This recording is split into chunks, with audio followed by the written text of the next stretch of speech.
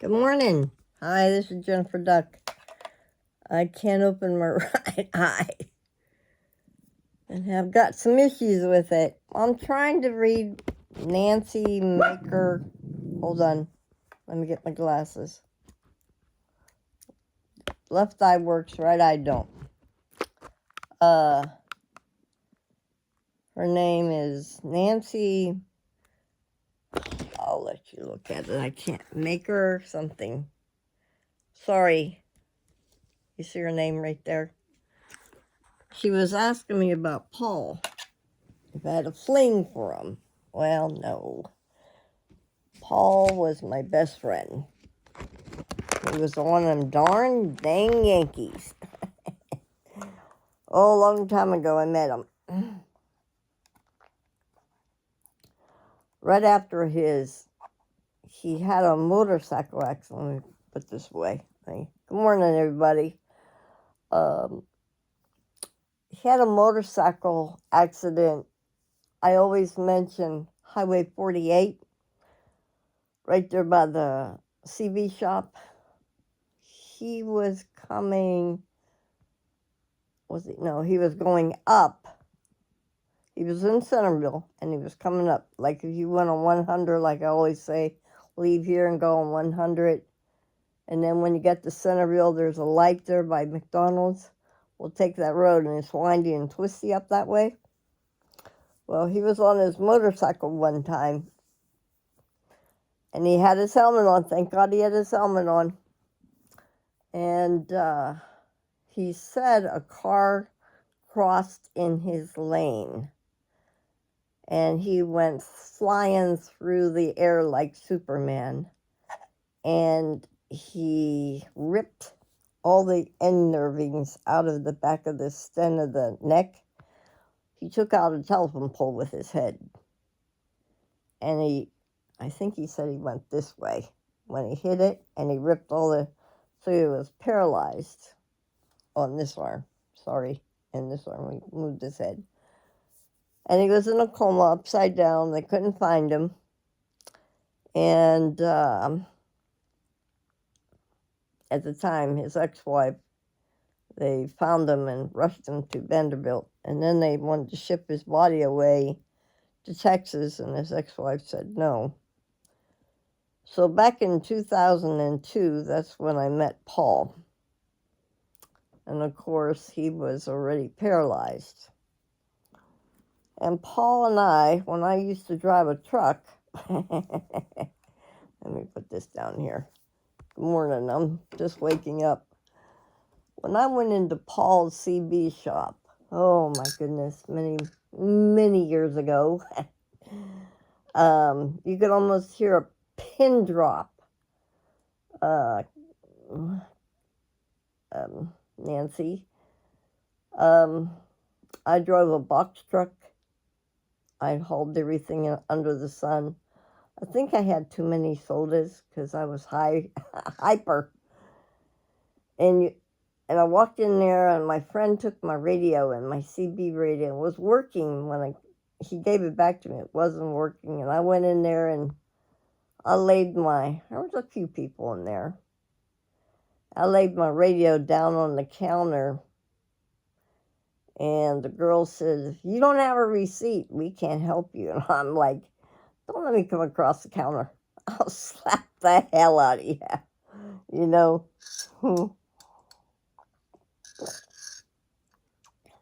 I could still see Paul. I could still see him. He had his ponytail, long hair down to his middle of his chest, his arm in the sling, his hat that he wore, that hat I have up there, and his spenders. Remember his spenders? And I said, "Hey, you ponytail man." You could almost hear a pin. He said, "Yeah, woman." And I'm like, I just shook my head. He said, "What?" I said, "Another damn Yankee. What are you doing here?"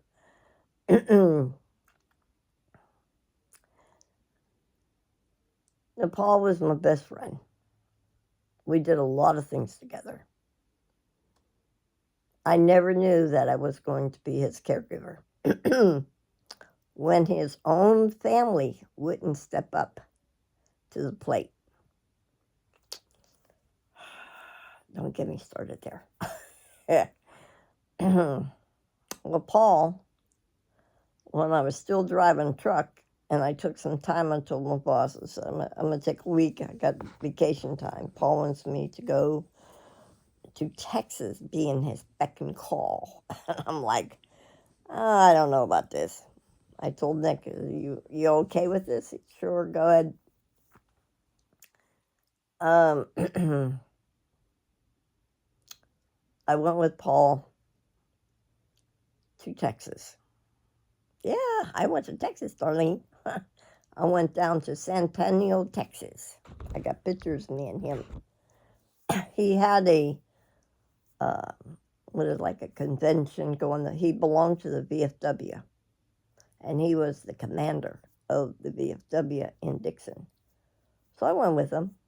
I thought we were going to kill each other. I thought we're two strong-head Yankees.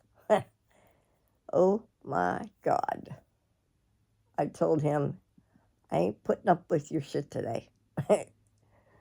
He pissed me off. And of course, I don't know Texas. So I walked out and went down to the Alamo. And he couldn't find me, and he freaked out.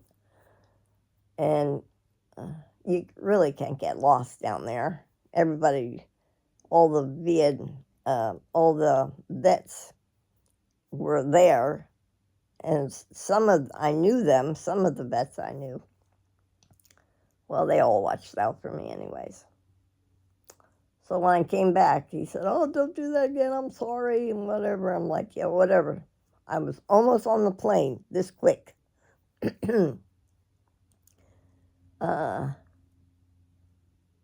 So he says, come on, he was real tight with his money. I mean, real tight. So I told him, I says, you're taking me shopping.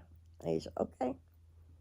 Well, them earrings that I wear, excuse me, them teardrop earrings, he bought me them.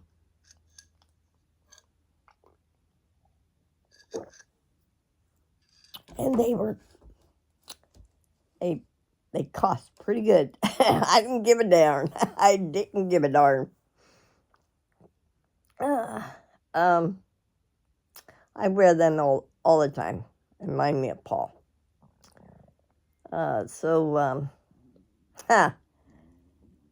We went to this, we took that boat ride. That was pretty cool. I've got pictures of this. I like the,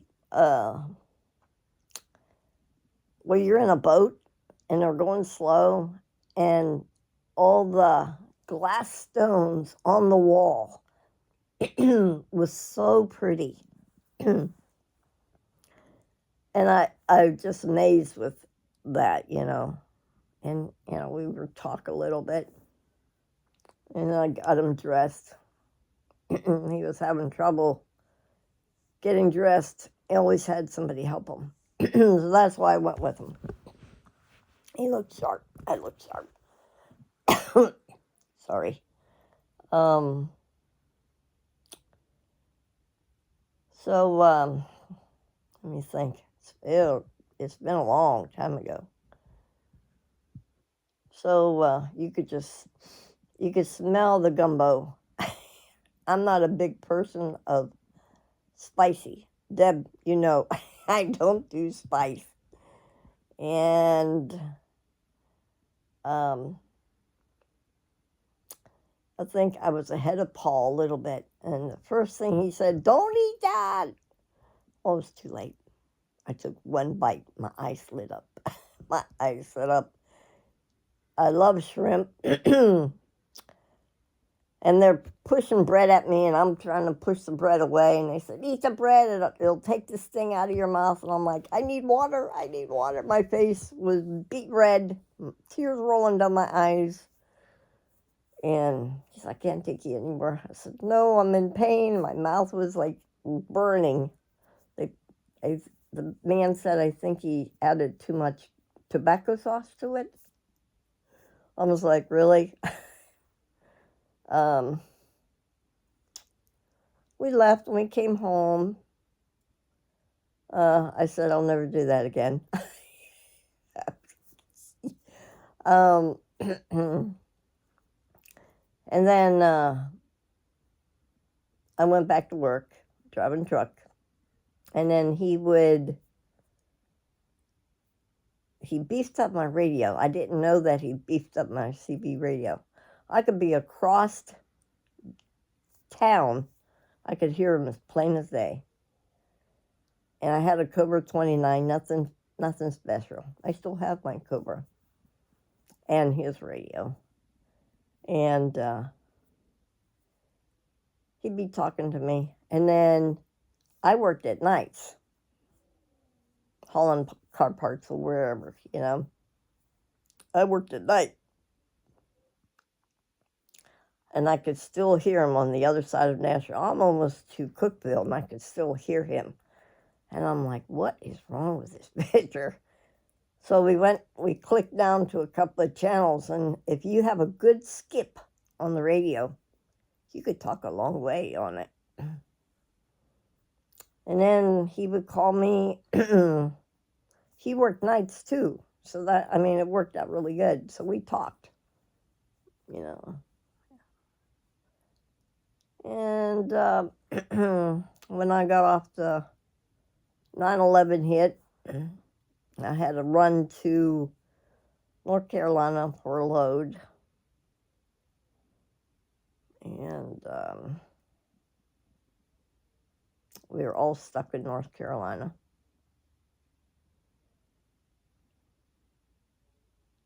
And my boss said, just stay right where you're at. Until I said, I need to get to Georgia. And I mean, all my friends that drove truck were stuck at port. They couldn't go anywhere. Paul was so worried about me, and Nick could care less. I was like, okay.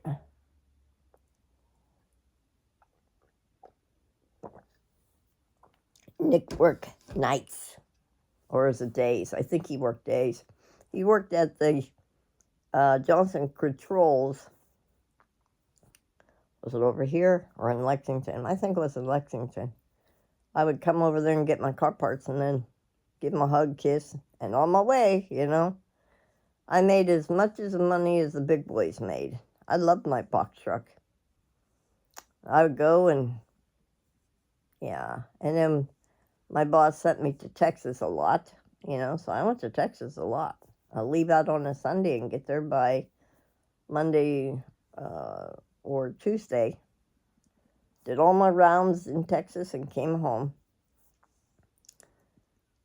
And then, like I said, 9/11, I'm in North Carolina.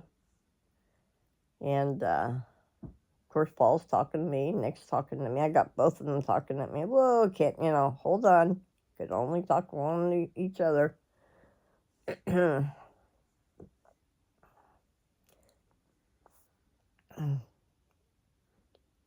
I got mucus coming up today. Not good. Yeah. So when 9/11 hit, I was the last one to be hired. I was the first one to be laid off. I had a house payment here in Tennessee, a house payment in Illinois, and an RV trailer house payment. So I didn't sit still and just sit around and do nothing. I worked. So I took some time off again to put applications in, and somebody told me about Wilbert Harris. And I called him up, and he said, if you could find my place, you're hired. I said, okay, give me your address. I'll find you. And Wilbert said, I was the first girl that ever found his place. Nobody would find him. Of course, that's what I do. You know, I'm good with a map. You know, they didn't have GPSs at the time. You had to use maps. I still got my maps. I'd rather go maps any day. GPS puts you in the cornfield.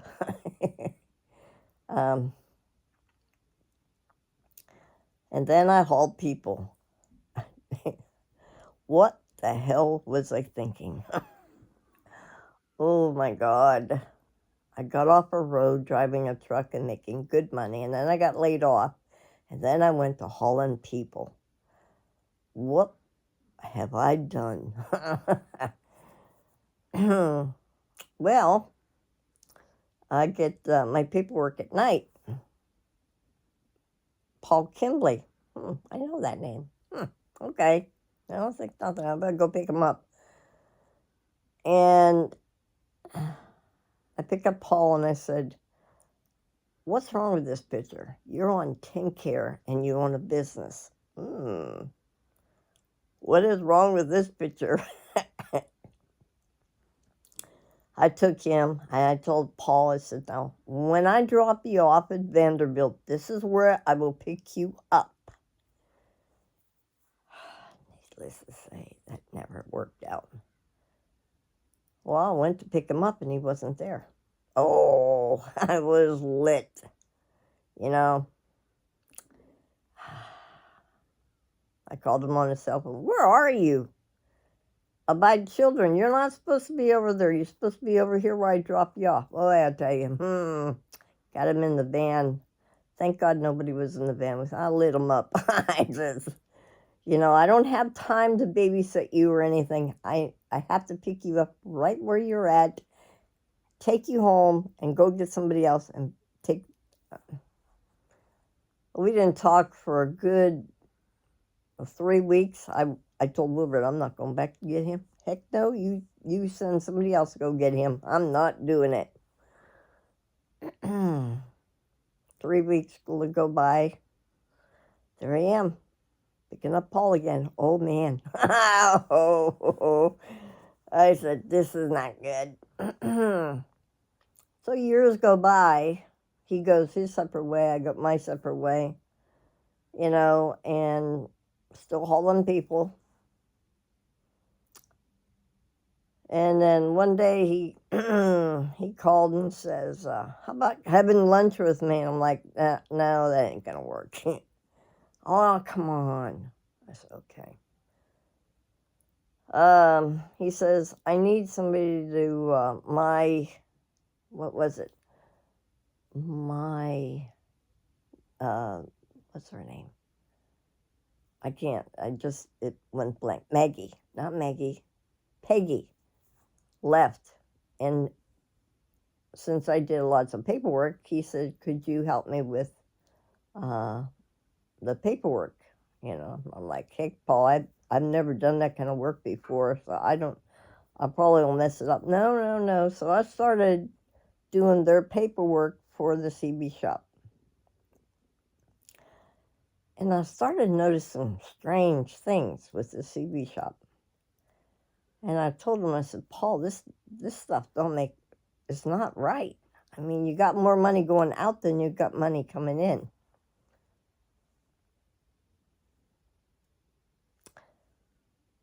The bookkeeper that was supposed to be doing the bookkeeping, what was his name? I can't think of his name. Stole the money to send his kid to college. Oh, I was lit. I told Paul, you better fire this man.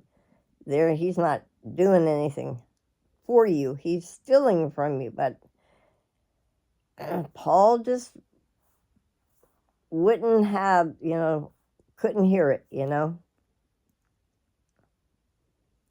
like, whatever.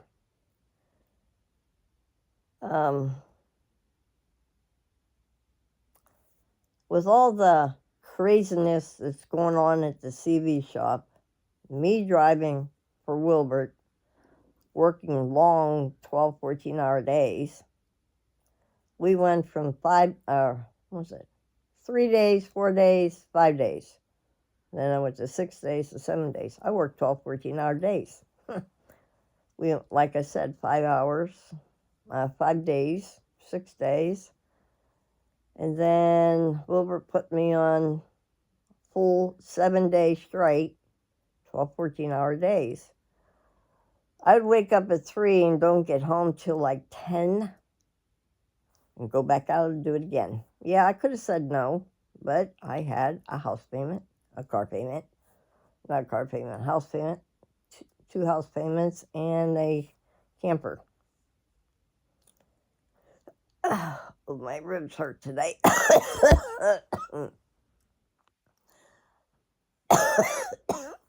Hold on. Ah.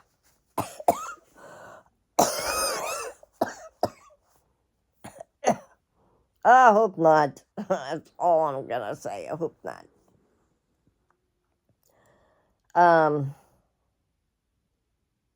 It was around Christmas time, and I said, Paul, I says,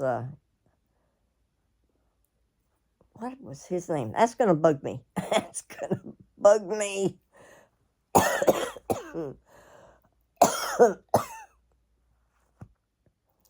He was handicapped, and he walked with, he had polio or something. He walked with crutches. What was his name? I can't think of it. Ew, that bothers me. Okay, so I told Paul, let's go down to Tractor Supply. I said, I know you're Mr. Scrooge, but I'm not. And there's a few of the people that I liked. Let's buy them some Christmas presents. You know, something small, but something. And he said, okay. Now we got down to Dixon, to the Tractor Supply there, right there on the corner on top of the hill. And we went in there shopping. And I took him home, and I said, now, Paul, I'm going to go home. I'm going to do your laundry. That's what I did. He let me stay at his house because me working 12, 14-hour days, Monday through Friday, I would had to go back down to the river, stay maybe an hour or two, and then back on the road. Here I got a couple hours sleep at Paul's place. He worked at night, so I was there in the shack by myself. Anyways, nice bed. he had a what is it, like a water bed, but he had just a mattress, real thick mattress, and I was like, fine, I could sleep there. I was sleeping on the couch, but what I would do, I would clean up after him and wash his clothes and whatever. I remember before he moved into the shack, before we made that shack nice for him, he lived in a trailer out there off of Piney, I think it was. Plunders, I think it was, in a trailer. Oh my God. That brings back memories. But Polly was, you know, I left his place and went home, and I told Paul, I will call you the next day. Okay, fine. Well, I called him in the morning. I called him in the afternoon. I called him in the evening. I called the shop and said, break down the door. There's something wrong. I said, Paul is not answering his phone. Well, his brother broke through a window, Johnny, I think it was, and Paul was laying on the bed in a pool of blood, paralyzed. Now, he's already paralyzed in the right arm, but now he's paralyzed. I hit the interstate. I don't remember flying through Linden or Loboville. By the time I hit the interstate, I had 911 there. And of course, Billy, his brother-in-law, his sister Chris, Billy worked for the fire department, and they were at his house, and he refused. I said, oh, hell no. Nope, buddy boy, you're in the VA hospital. So the man, he says, well, he refused. I said, oh no, he's going. Trust me. Oops, what did I do here? I touched it. Shouldn't have touched it. So we got him in the ambulance. He said, I better go. I said, yeah, you're right. One yanked to the other. Yeah, you're going. And the ambulance driver said, well, they knew me, Daisy, you won't be able to catch up with me. I said, does he not know who he's talking to? When we got to the VA, I was right behind him. That guy looked at me, where are you from? I said, I'm from up north. Some of the northerners drive like New York.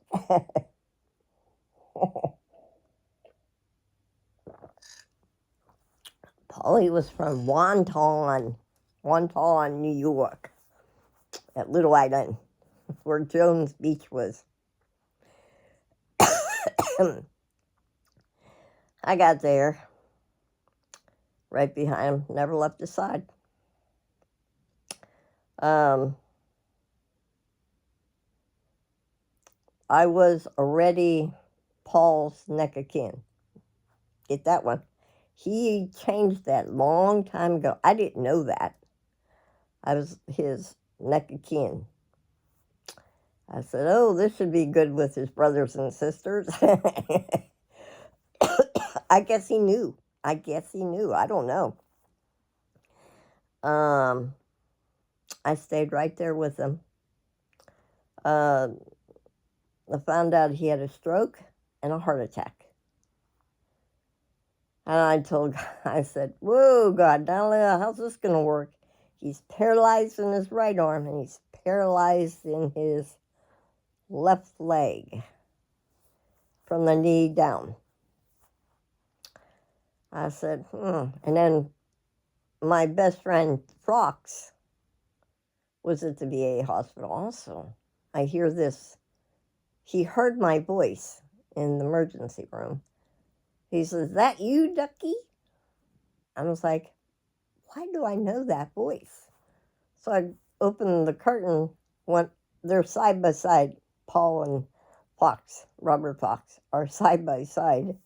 What are you doing here? Well, I'm here.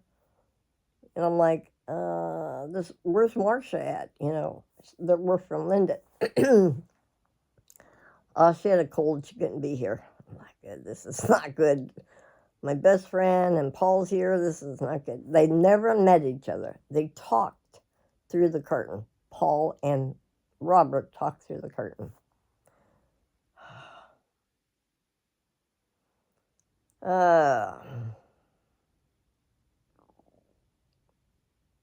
Well, Paul was sleeping. I went over and talked to Fox.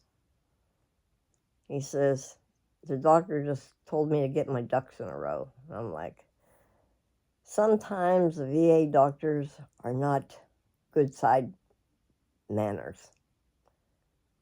They could have waited till Marcia got there, but he was so upset they couldn't calm him down.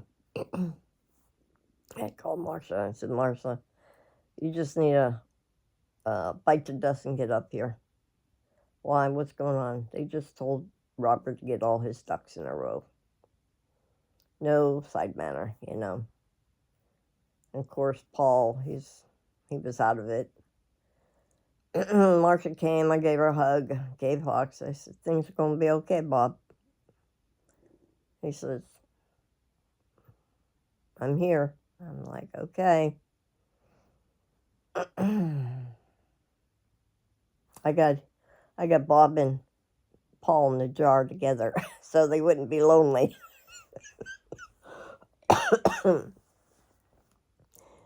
I went back and stayed with Paul.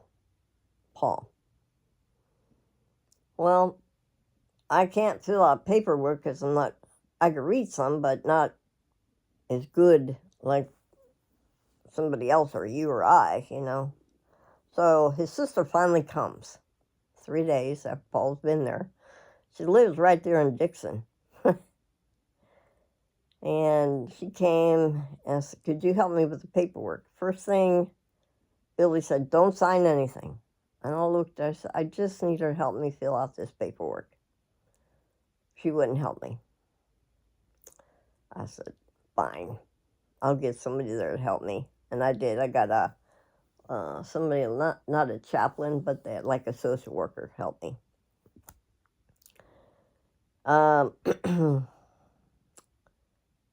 So they transferred him to a room. I stayed with them. And then my son George says, Mom, could you come for Christmas? I'm like, this is not a good time, but yeah, I'll come. And Chris says, I'll stay with them. I'm like, are you sure? Yep, I'll stay with them. After I left, I think she visited him one time. And he was there a week. On my way to Georgia, Christmas Eve or Christmas Day, my girlfriend called me and said Bobby died on Christmas Day, I think it was. Of course, that just messed me up. I told her, my son said, I understand, Mom, just, we'll see you later. Christmas is already over with. And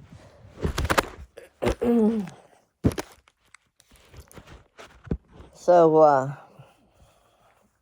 I came back home. I went right up to the hospital, VA hospital.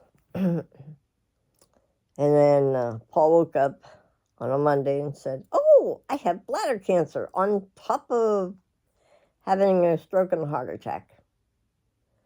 I'm like, so that's where all the blood came from.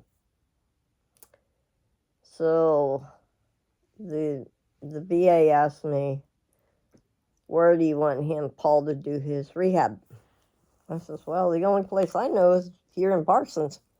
That's where he's going, and that's where he's going. So it was easy. So I picked up Missy, picked up his stuff. The ambulance drove him down. Oh, no, wait, back up. No. We had to go to Bardell. Oh, my God, what a hellhole. Bardell is a place for all the veterans up there in Nashville.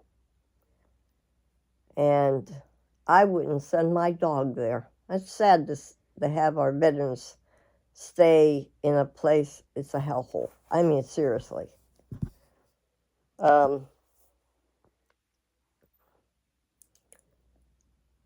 I stayed there with Paul. The VA was bringing him a air mattress because he laid too long in the VA bed. He had a wound as big as my fist in his buttocks. And they wanted to give him an air mattress. And the nurse up on the third floor, instead of helping Paul, was looking at naked pictures on his computer. I was lit. Of course, I have put foot in mouth. I told him how to get there, going to report him, all kinds of stuff. Let me shut this down. Hold on a minute. There we go. So I didn't leave Polly. I stayed right there. Then they were going to give him a bath. And he's paralyzed, okay? And he ain't moving. And they almost dropped him. I said, stop. Just stop. I'll do it myself. And that's when it started. I called up Nick and I said, his family's not stepping up to help him. And we are the next of kin. And Nick goes, what? I said, yeah, he put me down to next of kin. So I took him out of Bardell. I said, this hellhole for our veterans. And you could I hear once in a while stories about that place, even on the TV in Nashville. So I took him, removed him from there in Nashville, drove him down in his car, down over here to Parsons, and they helped me take him out of the car, and that's where he did his therapy. So I brought Missy. Missy stayed here with us. Nick took care of Missy while I went back and forth to the nursing home in Parsons. And March 3rd of 2015, I had to take him to Vanderbilt to have his bladder cancer removed. Before he came to my house, I had everything I needed for him to take care of him. And I mean everything. His bed, his special mattresses, the lifts, everything. Wheelchair, everything I needed for him. And he stayed in that room in there where Nick uses for the pantry. I picked him up from the nursing home. Before I did that, the first thing the nursing home told me, you won't be able to take care of him. I said, you don't know me, buddy, do ya? Before he left there, Ivy, I think the Ivy was the lawyer, I think he's still there, came to the nursing home. Paul signed papers. I was his power of attorney for everything. Boy, what was I getting myself into? Oh my God.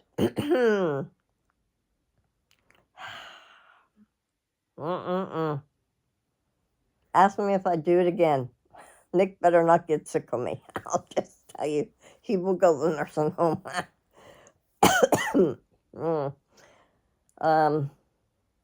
I took Paul from there, from the nursing home, on March the 3rd, ran up to Vanderbilt, waited for him all day.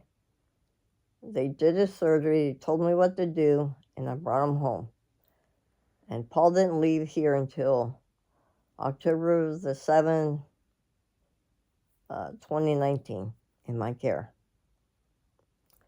Paul and I went everywhere. I rented after he was just learning how to walk, because I made him get up out of bed. I said, oh, no, you're not going to lay around. I was the warden. I pushed him.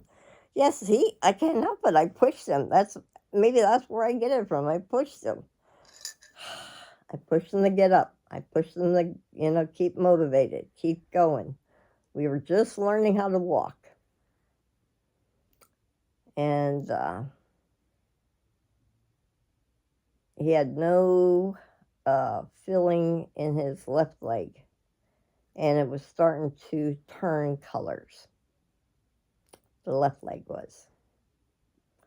And when I took him back to the VA wanted to cut his leg off on his birthday. And he said, heck no. We came home and he had a party for his leg. I'm telling you. Party for his leg. And the next day we went back and they amputated his leg. From his, was it his kneecap? Or, no, above his kneecap, just a little bit. But I still didn't let him lay around. I got him service connected. Oh, hey. I pushed for him to get service connected. I didn't take no for an answer. And he was a Vietnam vet in a helicopter. He was a gunner and had Agent Orange. Agent Orange stuff. And I contacted Marshall Blackburn and told him, I said, listen, they are denying him stuff, The next day, Marshall Blackburn sent me a letter saying he's service connected. I wouldn't say no. I kept pushing.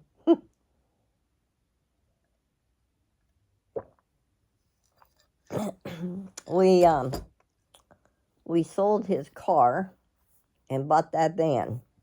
It was easier for me to get him in and out of it. So that van, I don't want to get rid of it because Polly and I both bought it together. Paul moved in here with me and took good care of him.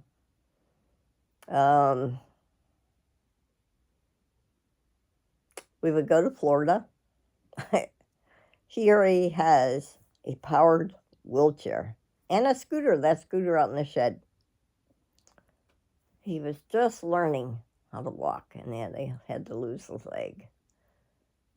So then the wheelchair, I got a ramp, a portable ramp. Don't ask me how I did it, but I did.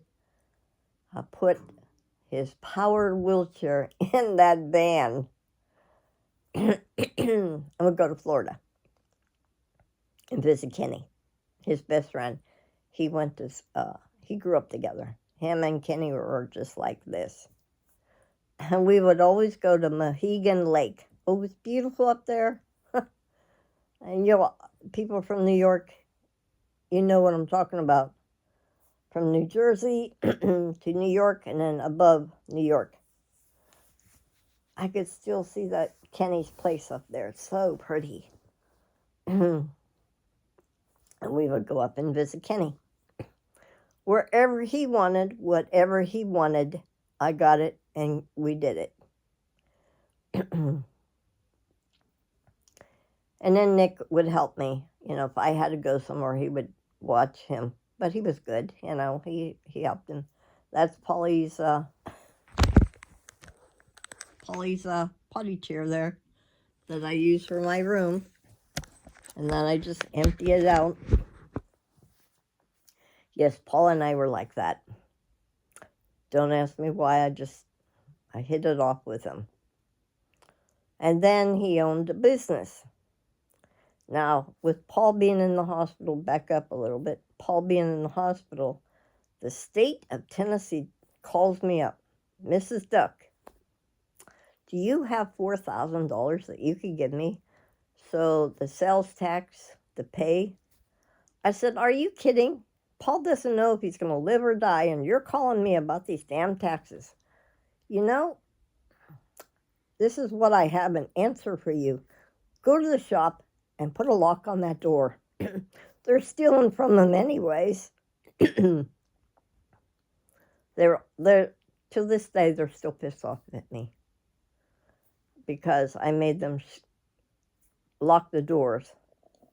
They had more money going out than more money coming in. They stole from them anyways, so when Paulie just had his surgery on his bladder cancer, I asked Barb if she would come over and stay with him. Well, I go to his house over there at the shack. I rented a shed. I got a U-Haul truck. And some of my buddies, we packed up everything in that house and brought it here to the shed. That was in March. In July, the business closed. By then, he was able to travel. So we put his other wheelchair, because I couldn't transport the big one. I could transport the other one. And me and Nick pulled his butt ski into the front seat of the truck. Got a U-Haul truck, and I stripped the CB shop down to zero. I mean zero. I took everything. You want to screw with me? I'll screw with you. It'll never be a CB shop ever again. And I mean took everything. Antennas. I mean everything. I took the tower down. I mean, I stripped the building. And we brought it here. And I can't tell you how many CBs I had under the house, in the shed. Oh my God. Both sheds. And then I took his shed and put it up there above the carport. So you don't want to piss me off. I'm a damn Yankee, and I sure get pissed off and get mad. Easy. You saw. I feel better now since I vented. Yeah. And then one year, me and Nick found a wheelchair van on Craigslist. I asked Paul, do you want to get this? It'd be easier to transport you in with your powered wheelchair. Yeah. And I bought it off the people, and he was a veteran also, and we went to Nashville to get it. It had every bells and whistles on it. It had the side entry where he can get in. And I got video of Paul coming in on his wheelchair. And he said, can we go for a ride? And I was like, yeah, we can go for a ride. I took him everywhere. He was just happy to go down to the lake and watch the boats or whatever. Paul used to own a shack, I think it was, in the middle of the bay in the ocean. We've been there. I'm not real fond of the water and the ocean, let me tell you.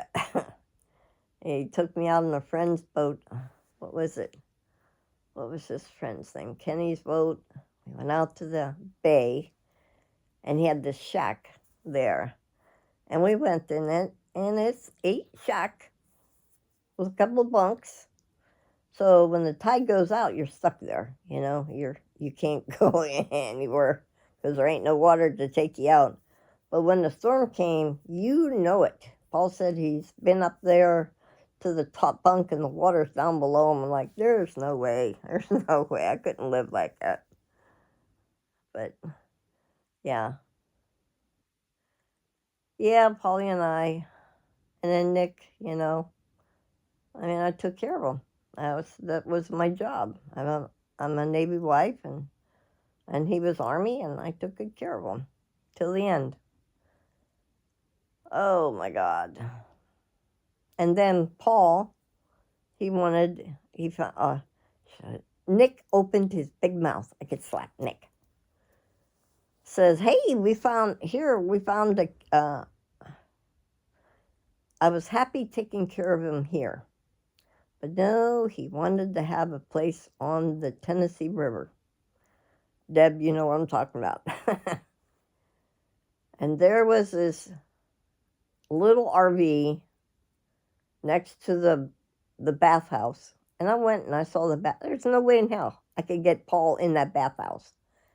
No, I couldn't barely get in it. There's no way he could get in it. And a pontoon boat. I think Paul was in the pontoon boat one time because it hurt him in his back. Got him on video on that. So I asked Roy and Mary if I can build them something nice for a handicapped person. Sure.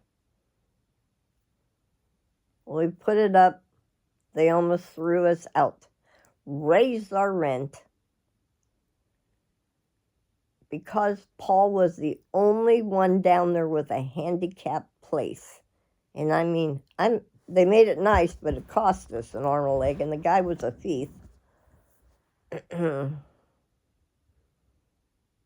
trailer was this way, a nice ramp, and nice open part. Paul had the only handicapped shower. And then he had his room, and then a long porch where I stayed, took care of him, slept there. And he was just happy to watch TV, to hear the boats. And then he would come out, you know, I'd get him up, get him dressed, whatever, and we'd come and sit and watch the boats. And that went on for months. But because he was handicapped, I could have got them, I don't know, arrested or something because he was handicapped. They didn't want handicap their people. They didn't want Paul there. But we didn't back down. Boy, Mary was something else. Don't that bring back memories, Deb? That's how I met Debbie in Florida. And when Paul died, I couldn't go back there. I could not go back there. And I sold it. But, yeah, when Paulie was alive, would sit and watch. Oh, to this day, I cannot watch. What is that movie up there? The New York would have the cop shows. Is it SIC or CIA or... And Raymond. He used to watch Raymond. I'd sit in his bed with him. And we would watch, and he'd, are you sleeping? No, I'm not sleeping. Of course, I'm like passed out. Get his coffee, get him up, get him dressed, give him a bath. He would holler at me, I'm not taking a bath. Yeah, you are.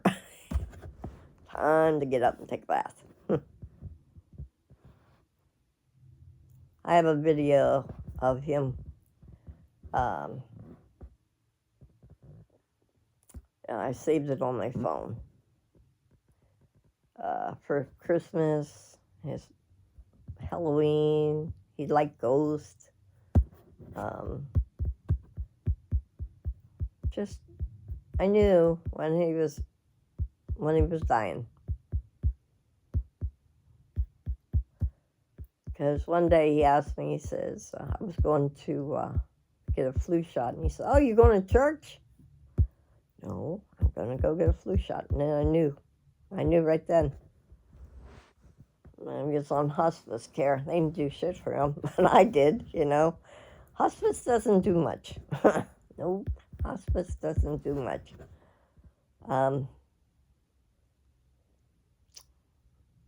He stopped eating, he stopped drinking. Well, at the end, all he wanted was his vodka. Vodka and Sprite. He never smoked when he came to my house. That's one thing he used to smoke all his life. And until he came to here, he never smoked. So that's a good thing. But he was on oxygen. I remember the time we were down at the campsite, and I brought him his birthday, and he was in the camper because it was so small. You know, it's got his hospital bed in there, and his oxygen tank was way at the other end, and he had his oxygen. He's trying to blow out his candles, and he says, man blows up because on fire because of the oxygen. I said, oh, crap, you know. Yep. Well, when Paul moved in, Lisa, Nick's sister, didn't like that. Oh, no. Lisa called my children and tell them that what I was doing. It wasn't up to Lisa. It wasn't up to the kids. It was up to Nick and I. Because I did all the work. Yeah, she didn't like that. No. This is why we live on this side of the river and she lives over there. Maybe it's not real good to be close to family.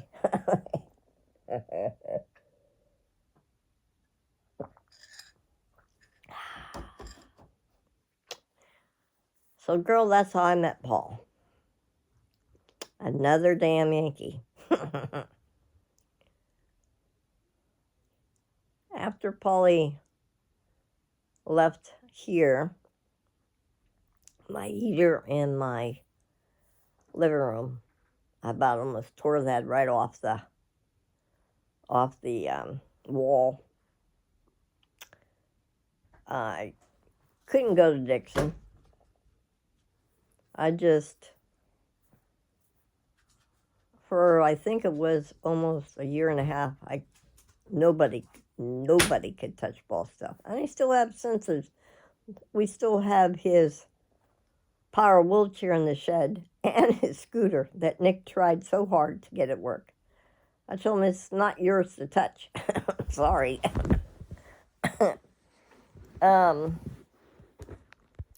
I made Paul a shelf over here, and right when he was dying, he said, "Did you find my brush and comb?"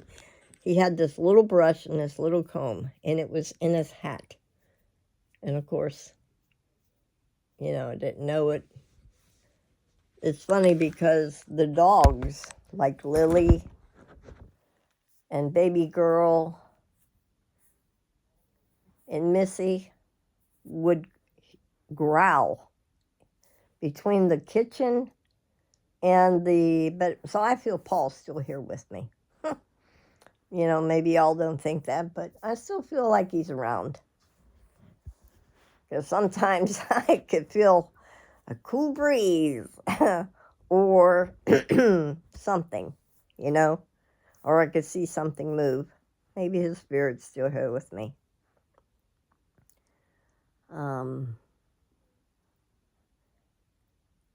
Yeah. I can talk about it now. I could talk it. He's been gone 6 years. Long time. So, well, I think I bored you guys off talking about Polly. And when he died, the coroner, the people that come get him, says, "You want to dress him up?" I said, "Hell no." He come in butt naked, he's going out butt naked. I wrapped him in a sheet, and they came and got him. Blue dog went with him. It was Missy's little toy. And they took him away, and he was cremated. Then his brothers came out of the woodwork. Okay. And it's true, when people die, old family comes collecting. Well, Paul was really smart. He had nothing, 0 in his name. He had a will, but I didn't have to go probate because he had nothing in his name. And had to deal with still state taxes. I said, "Listen, he's dead. He's passed. It's closed." Had to show him a death certificate, so that was taken care of. And the VA, since he was already cremated, I got him a real nice stone, and he wanted to be buried at his mom and dad's grave in Dixon. I said, okay. The machine was broken up there in Waverly, and I says, "Well, if you want to go say your last respects to your brother, you go right ahead. He's up there in Waverly." I don't know if they did or not, but there was nothing I could do because the machine was broke, and they had to get the part, so he was on ice. And yeah, Paul died in my arms. He that week, what was it? End of September, beginning of October. He died on Ginger's birthday, but I'd go in there and I'd say, "Paul, what are you doing?" His bed would be up to the ceiling almost. I said, "What's this? Why are you way up here in the almost to the ceiling fan, Paul?" "I'm going to heaven." I'm like, "Okay." And I bring him back down. Next day, again, up there to the ceiling. I said, "Paul, now what's it this time?" He said, "I could see God up here much better." I said, "Okay." Bring him back down. I told Nick, I said, "It's time. It's getting very close." I could tell. So we moved everything around. I took the little day bed at the time and stuck it in that room. I'd stay in there. But the smell from being like when your body is starting to decay, you could smell it. I had to burn a candle, open the window a little bit, and we'd be sitting there watching a movie, and he'd be going like this, back and forth. Wee, wee. I said, Paul, what are you doing? He said, I'm riding my bike. So they say, you know, when you're passing, you go back to your childhood. And it's true. That's what he was doing. The neighbors next door to us had a bunch of animals. I mean, about 7 dogs, and the guy was a drunk, and he drove a truck, and loud, very loud. When Polly was still alive, this room was supposed to have been our bedroom because the trailer was right next to Paul's room, and the guy was obnoxious.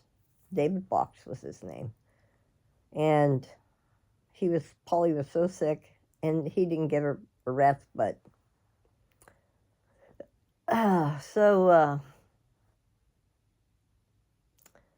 Yeah, then, I think it was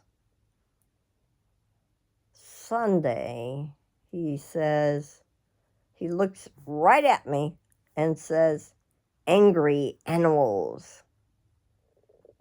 I look around, I said, Paul, I said, all the kids are sleeping like our dogs, and even the dogs next door are sleeping. He said, angry animals. And I'm like, okay. Well, that was Sunday. Monday came around on Ginger's birthday, 8 o'clock in the morning. I go to give him his medicine. Again, his bed is high as a kite. I bring him back down. And I go in to give him what little medicine, like little morphine that they told me to give him. Just not even half of a meal, not it real small. He didn't want it. And I thought, well, okay. I come back in, and all this brown stuff was coming out of his nose, mouth, and ears. And the first thing I did was call Ann, my girlfriend, in North Carolina. I said, what do I do? Because she's been this with her husband. Turn him over on his side. I did turn him over, and I kept cleaning it up. And then I trying to hold a straight face and not cry. I didn't want him to see me cry. And I told him I love him and that it's time, Paul. I think God is calling you to go. And right then and there, he died in my arms. That right there just destroyed me because he was gone. And Missy laid right beside him and never blinked an eye, like Bubba does, laid right beside me. So I called the people and told them, and I called the doctors and told them that he died at 8:30 on Monday, October the 7th. His death certificate said 10 o'clock. What a moron. He didn't die at 10 o'clock. So they came and got him, and I almost ripped the heater off in the living room. Yep. So, yeah, Paul and I were like that. And we went everywhere. I've known him a long time. And I had no idea I'd be his caregiver. Nope.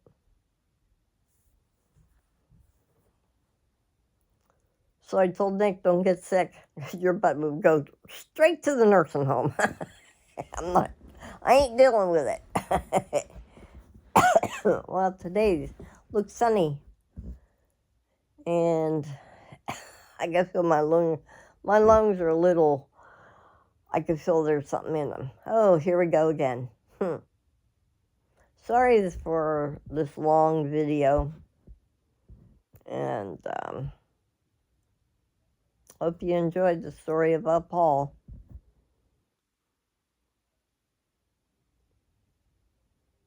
It took me almost 2 years to go up towards Dixon, and then we buried him up there at his mom's. And then Nick says, look, there's an eagle flying. And I think it was Paul saying goodbye, because the eagle flew around his gravesite over and over and over. Yep. So, but I'm doing better now. I could talk about it. I couldn't talk about it or let nobody touch his stuff. That box and the breezeway still has his stuff in it. His shirt. Well, I should show you his shirt. Hold on. Oh, I need to get up anyways. Stretch my legs. Hold that thought. Of course, it can't work that way. Bubba dubba dubba dub. Oh, what the hell was that? Oh, sunny out there today, Bubba. Oh. Ooh, chilly in here. What happened to that box? Oh, here it is. You say something? Yep. What? Never mind, I got it. What was it? What's up here?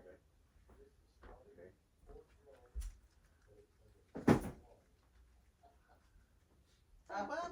What's Mama doing? I'm gonna go out and one more time to get that all done. Oh, you better wait. It ain't warm. It ain't? Oh. Did you turn your heater on? Yeah, my heater's on. Out there? No, I haven't done that yet. Oh. What time is it?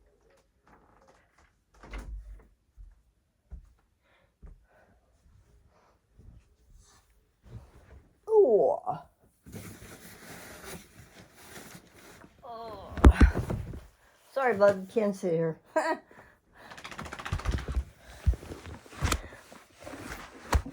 Oops. Paul used to wear this on his right arm. I made him several of these because it was paralyzed and it was cold. So he used to wear this a lot. What happened, bub? Little things that I can't part with yet. So maybe someday. This is his sling. Brand new slings for him. Get out of there, bub. He would wear on his right arm. Dog, stop. Can you go away? Lose yourself in traffic. One year they had all their shirts. His handle was the Bay Rat. It was a brand new shirt.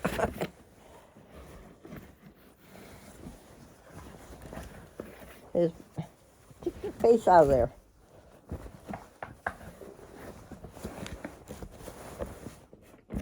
Do you mind? Go over there.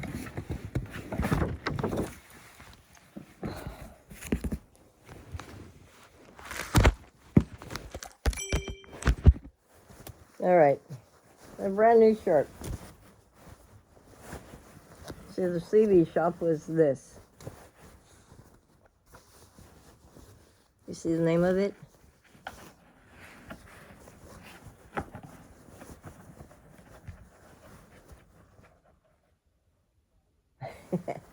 And his handle was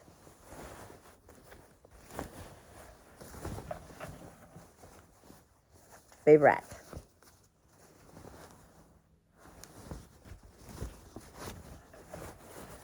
My handle was Daisy May. It's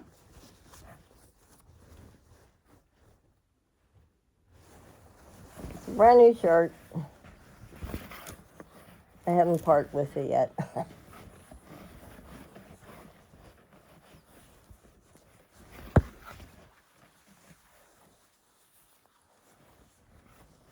I need to give it to somebody, like in this family. Rusty.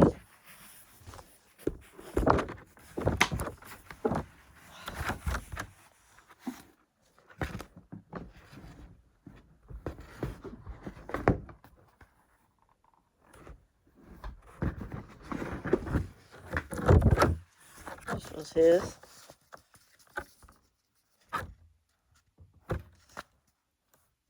I don't know what that one is. We're still trying to figure it out.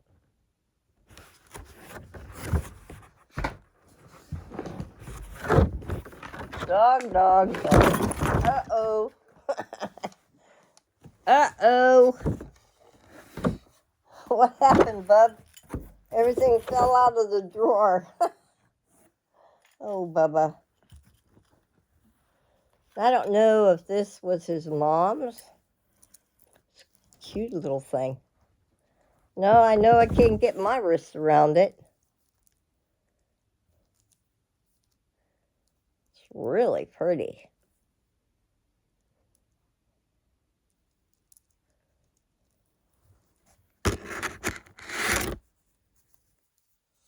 His mom's old watch.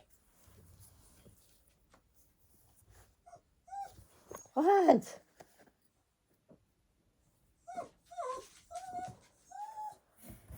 What do you want? I know the box is here. I got the box. He had dice, and he had dice in his thing here. I mean, he has a jewelry box full of stuff here.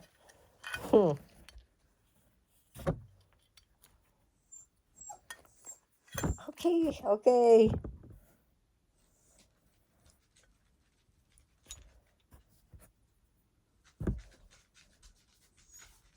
Oh, here's the other dice.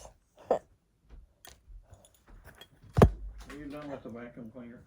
Yeah, I lifted the drawer up, and the drawer. What drawer?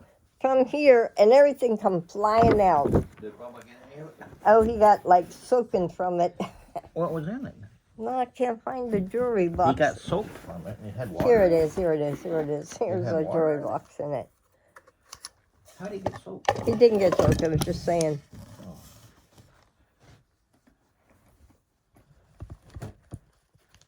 You can have it. Why? It's right over there. Yeah, Can you open up my curtain over there, please?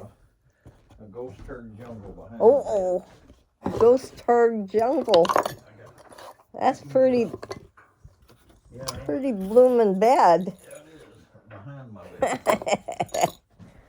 Let Bubba get it. You need to run your dehumidifier. Oh my, yeah. Okay, I'll turn it on here. That's pretty. I thought that was pretty. There's no way in heck I could put that in my...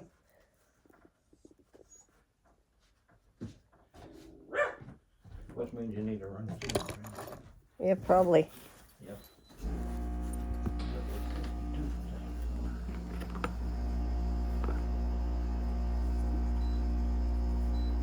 This is the little stuff that he used to keep. Like stuff like this.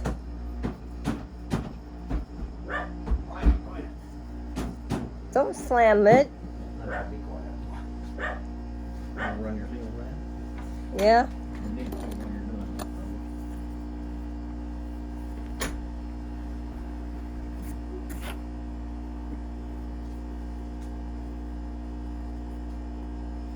it. Stuff like this. He just kept in his jewelry box.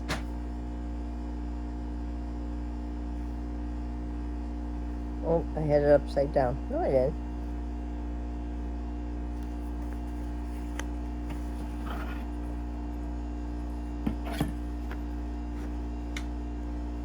And then I got him a tie. He liked this tie. Never wore it. No, wait a minute. Yes, he did wear it. He wore it when he went to the the VFW convention down there in San Antonio, Texas. He liked this tie also.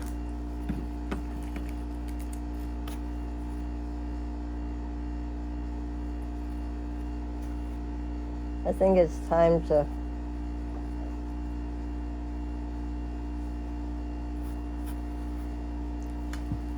part with it.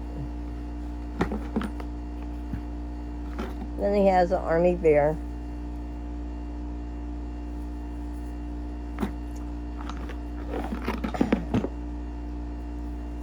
I got him this one time. I love you this much.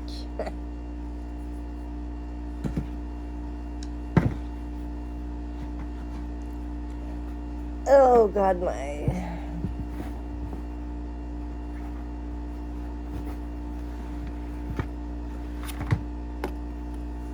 his other stuff. It's time to say goodbye to it. It's been now his seashells.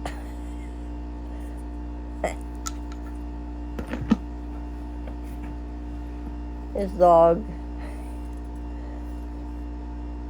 Christmas dog. I should put that under the tree. Matter of fact, I'll do that right here.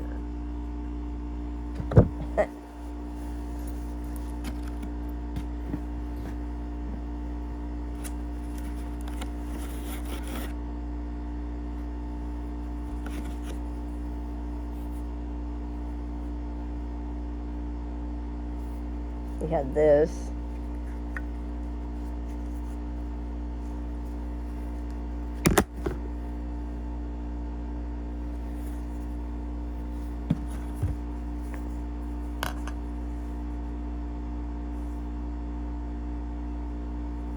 We had this.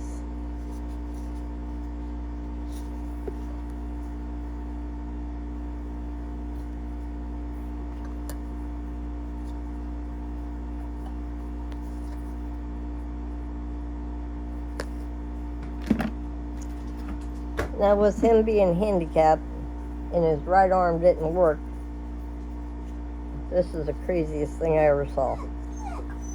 What is your problem, Boo?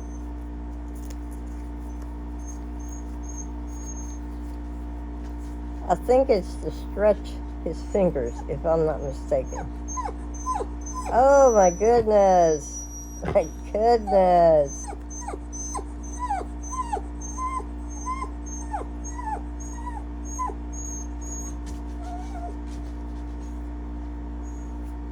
Thing is supposed to stretch the fingers.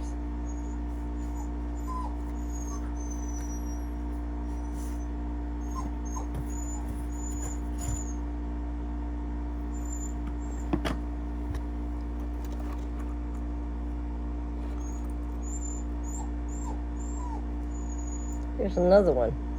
That's pretty. That looks like it has diamonds in it, don't it? I wonder if they're real. Someday I need to take them over to the, there's one missing, to the place in town.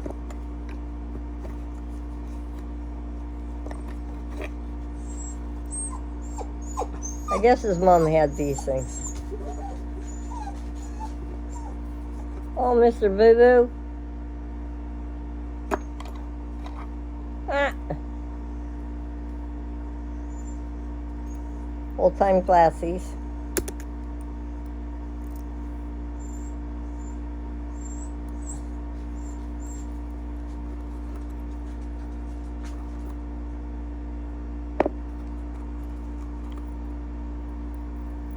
Another one of them.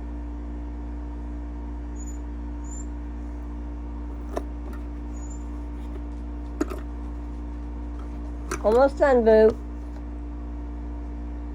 This marriage ring. The Carol, I guess. Oh my goodness.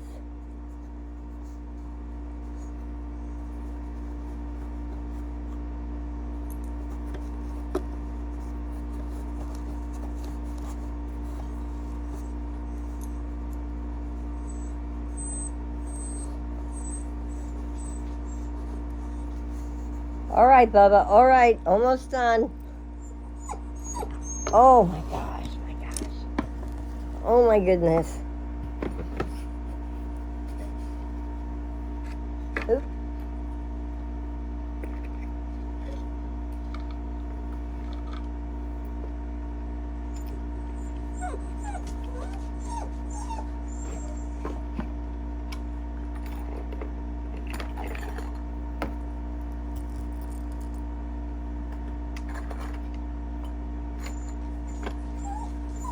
Oh my gosh. Crybaby, what is the problem?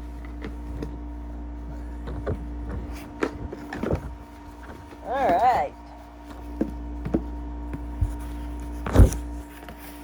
All right, Bub. We can put this down on the floor now.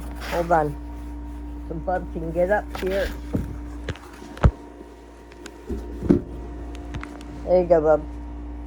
There you go. Oh, I didn't put his shirt in there. You happy now, Mr. Crybaby? Are you happy? Nope, nope, nope. I was doing something, wasn't I? Yep. Oh. Are you happy now, boy? Huh? What is it? Oh my goodness. Did you tell everybody good morning? Nope, nope. Did you tell everybody? Really? Bubba, stop. No. Get over here. Get over here and lay down. Come on. Get over here. No, of course he wants to sit right in my lap. Huh. Spoiled. Are you not spoiled? Yes, you are, aren't you? Oh, I need to turn my... Hold on. It's way over here. See, my windows are all frogged up. See them over there? They're all frogged up. So with Paul being on the shelf over there with his friend Fox and with Missy being buried in the backyard, some of his ashes went back there with Missy, his dog.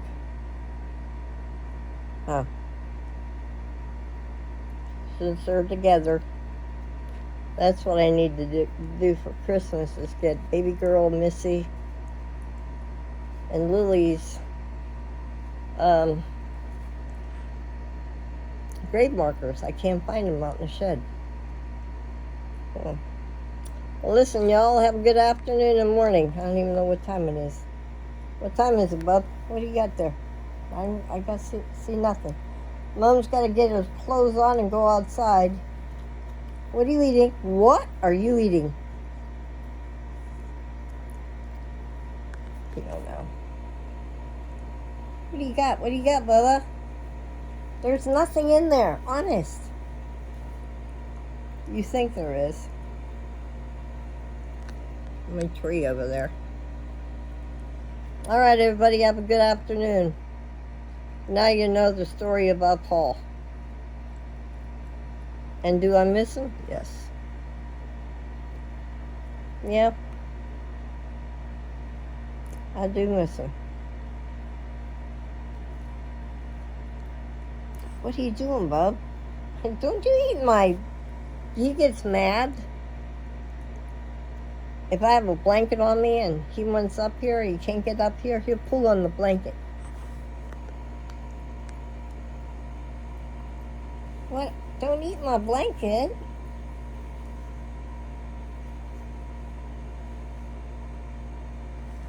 All right, everybody, have a good afternoon. I gotta get busy. Now he's gonna eat my... Don't eat my sock. Oh, gosh. Bye, y'all. Have a good afternoon. This is Jennifer Duck. Ow! What are you doing? There's nothing here on the chair. Oh, there was something. What are you eating? See you guys later. Have a good day. Bye-bye.